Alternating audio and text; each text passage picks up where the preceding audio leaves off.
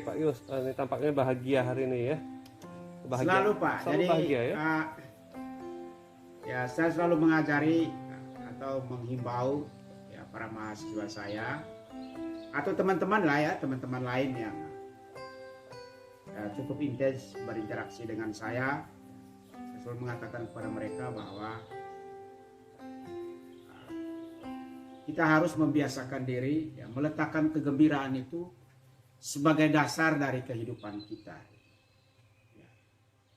Jadi bukan materi ya, bukan kekuasaan ya, bukan berbagai macam jabatan ya, bukan berbagai macam status, tetapi kegembiraan.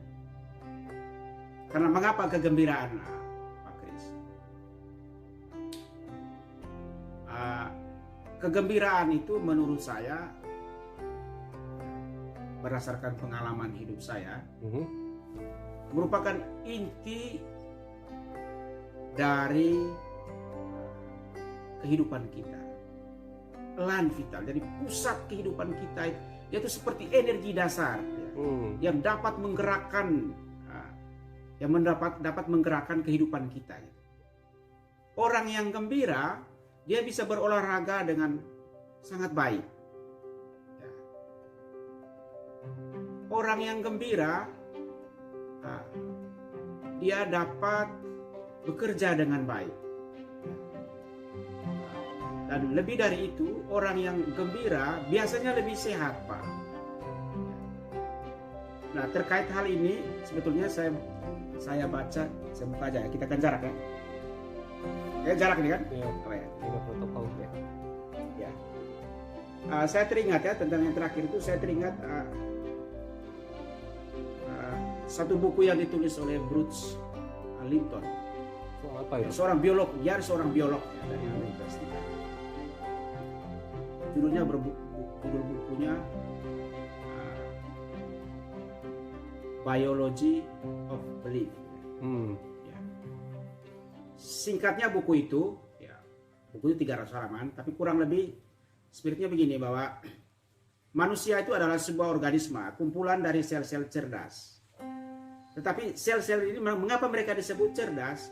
Karena ada cinta gitu. Ya, cinta itu yang membuat mereka bisa bekerja sama antara satu dengan yang lainnya.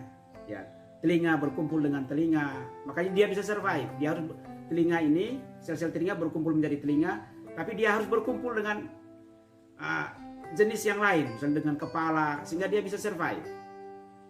Gitu. Kolaborasi ya. Ya, kolaborasi. Artinya bahwa prinsip dasarnya itu adalah cinta. Ketika cinta tidak ada, maka Anda akan menjadi orang asing bagi saya. Ketika orang asing kan, maka tidak ada solidarity dan lain sebagainya. Oleh karena itu, kegembiraan juga tidak bisa direproduksi ya, dalam konteks seperti itu. Ya. Jadi kegembiraan. Jadi atas orang gembira itu sehat. Nah, sel-sel itu kalau di bawah tekanan, stres, cemas, depresi dan lain sebagainya, dia tidak bisa merespons stimulus dari luar dengan baik. Karena itu dia cepat mati. Nah, makanya ada banyak orang stres itu, coba lihat mukanya cenderung lebih tua, Pak. Kenapa? Banyak sel-selnya mati. Sel biologi mati. Iya, secara biologis kan begitu. Kenapa? Karena tapi coba dia gembira, banyak selnya hidup. Nah, ketika sel-selnya hidup, dia bisa bisa beradaptasi dengan berbagai macam virus atau bakteri yang berasal dari luar. Oleh karena itu, untuk meningkatkan imunitas tubuh yang paling baik itu adalah prinsip dasarnya itu kegembiraan, Pak, sukacita. Dan sukacita atau kegembiraan itu adalah hasil dari sebuah latihan yang terus-menerus. Tantangannya besar, Pak ya. Apalagi di saat ini gitu iya, ya. misalnya begini ya. Kalau saya bermasalah dengan Pak Kris, saya harus menganggap itu sebagai momen, sebagai kesempatan untuk melatih kegembiraan. Saya tetap gembira, nggak bisa melihat mukanya Pak Kris yang menyebalkan. Itu harus dilatih gitu. Nah, ketika saya datang terlambat, pimpinan menegur saya masih bisa menciptakan kegembiraan enggak? Atau saya stres? Gitu. Jadi teguran itu adalah kesempatan untuk meningkatkan kualitas kegembiraan di dalam hidup kita. Jadi kegembiraan itu Itu prinsip dasar kegembiraan. Lalu yang kedua itu di atas itu adalah kesehatan. Orang yang gembira cenderung lebih sehat, Pak. Itu bisa dilihat. Bapak bayangkan, saya makan hanya 1 kali sehari. Saya tidak pernah mengeluh tentang matahari. Saya tidak mengeluh tentang dingin, tentang panas. Saya juga tidak mengeluh tentang makanan. Ya karena itu ya, saya bisa makan hanya sekali sehari. Saya menerapkan apa yang disebut autopagi. Nanti Bapak cek sendirilah. Autopagi. Apa itu autopagi? Lalu di atas kegembiraan dasar, kesehatan, lalu Anda akan mencapai mimpi-mimpi hidup Anda. Jadi bukan kebalikannya, bukan sehat dulu baru Anda gembira. Bahagia dulu. Tapi gembira pasti menimbulkan kesehatan. Kesehatan pasti akan membuat tujuan hidup Anda akan tercapai. Jadi menurut saya itu begitu, Pak. Jadi struktur kehidupan kita harus dibangun di atas dasar kegembiraan. Nah, ini Pak, kalau kita lihat sekarang gitu ya, kita bicara mahasiswa aja, Pak. Mahasiswa sekarang belajar online misalkan ya. Yang Bapak rasakan tuh mereka bahagia apa enggak, Pak? Di kondisi saat ini? Kalau berdasarkan pengalaman interaksi saya, karena perjumpaan face to face itu bisa mereproduksi kegembiraan, Pak. Oh gitu ya? Iya. Kenapa ya? Karena itu sifat dasar dari Homo homini lupus. Homo homini socius. Saya koreksi. Homo hominus. Manusia itu adalah kawan bagi manusia yang lain. Nah, berkawan itu adalah pengalaman real. Nyata ya. Saya dapat melihat matanya Pak Kris. Saya dapat merasakan nafasnya Pak Kris. Saya dapat menyentuh Pak Kris dan lain sebagainya. Itu adalah kebutuhan dasar manusia. Nah, ketika misalnya belajar online, berarti kita menciptakan jarak antara satu dengan lain. Hubungan virtual itu kita tidak merasakan apa-apa, Pak. Suara kita tidak dapat mendengar dengan baik. Bunyi itu berperan besar dalam mempengaruhi seluruh sistem saraf kita. Nah, itu kita tidak dapatkan ketika misalnya online, karena ada intermediasi oleh teknologi, oleh sistem, oleh teknologi dan lain. Beda kalau langsung. Begitu juga melihat muka dan lain sebagainya. Ya, jadi menurut saya itu begitu, Pak. Oleh karena itu maka saya tidak dapat menyatakan dengan tegas bahwa kuliah online ini dapat memperkuat kegembiraan pada mahasiswa, karena mereka akan kehilangan canda tawa dengan teman-teman sebaya mereka. Kehilangan kesempatan untuk saling bersentuhan, pergi nonton bioskop, ya, kehilangan kesempatan untuk mungkin untuk gosip-gosipin dosennya di kafe-kafe, ya, di Starbucks, ya tempat-tempat minum kopi lah, ya, tempat minum nongkrong ya. Lain sebagainya. Karena itu kan bagian dari kemanusiaan, Pak, dan itu hilang sebetulnya momen itu. Ya, menurut saya begitu. Karena itu ya kita berharap ya mudah-mudahan ya situasi akan kembali baik.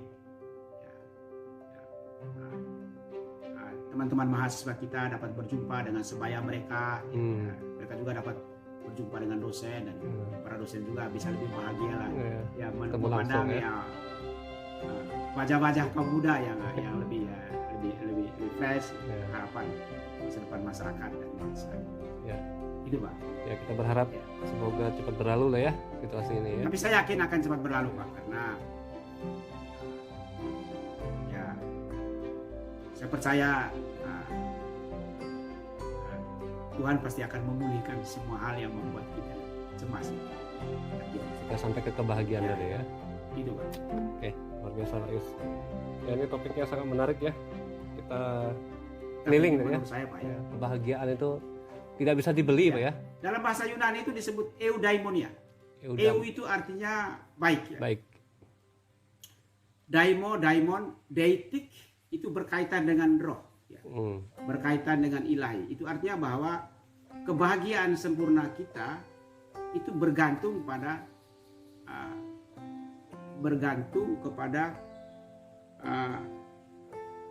relasi yang baik kita dengan Allah yang Maha Kuasa. Rohnya ya. Spirit. Menurut saya spirit. Ya.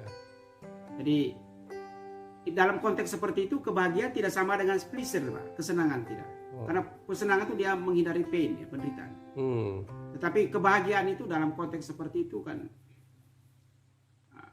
ada pengorbanan. Sacrifice. Orang bisa seneng nggak dengan berkorban gitu ya.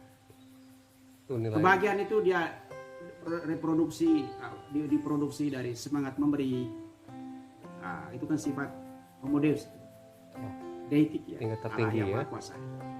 Pengorbanan untuk memaafkan, pengorbanan untuk mengerti. Jadi kebahagiaan itu bersumbernya dari bukan kebahagiaan dalam pengertian pleasure, kesenangan yang menghindari penderitaan, bukan dalam pengertian itu, tetapi dia justru mengambil bagian di dalam semangat pemberian diri itu sendiri. Itu sumber, itu menurut saya nilai kebahagiaannya sangat tinggi. Ya. Pengorbanan kebahagiaan ya. Gitu. Dan kalau menghindari penderitaan ya itu yang dialami oleh orang korban narkoba kan. Mengapa orang narkoba ya? Karena ketika narkoba kan dia ilusi, dia seolah melihat segala sesuatunya itu senang dan sebagainya kan. Itu kan bohong-bohongan. Ya. Ya sementara ya. Ya sementara. Luar biasa. Eudaimon. Eudaimon.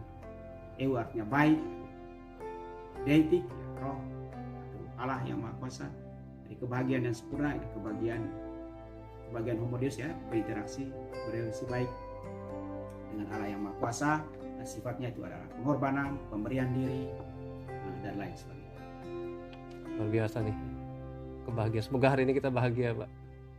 Dan selalu Harus, bahagia. Pak. Kalau saya itu tidak ada kata semoga. Harus bahagia. Karena saya menciptakannya. Oh. Dan itu pasti. Itu. Karena saya yang menentukan apakah saya gembira atau tidak pada hari ini. Itu. Harus bahagia. Saya menciptakannya kan. Nah, gitu. Dan Pak Kris juga bisa menciptakan kebahagiaan bagi Pak Kris. Siapapun kita bisa menciptakannya sendiri. Ya. Di pesan hari ini, Ya. Ciptakanlah kebahagiaan. Ciptakanlah kebahagiaan bagi hidupmu sendiri. Anda bisa melakukannya itu. Kenapa? Karena kalau di Kristen itu kan kita anak Allah ya. Iya. Artinya dimensi ilahi itu ada di dalam diri. Luar biasa nih. Jadi kita harus bahagia dan ciptakanlah kebahagiaan. Ciptakan. Sebarkanlah kebahagiaan. Ya. Dan sebarkan, karena ketika kita menyebarkannya itu terus diperkuat kebahagiaan kita. Direproduksi terus menerus, diperkuat. Ya kurang lebih begitulah Pak. Luar biasa Pak Yus hari ini ya. Memang wajah bahagia itu harus selalu ada di sekitar kita ya Pak Yus. Harus Pak. Ya. Harus. Oke Pak Yus, luar biasa ya. Oke. Kita lanjut. Terima kasih Pak Kris. Sesi selanjutnya. Mudah-mudahan berguna ya. Ya.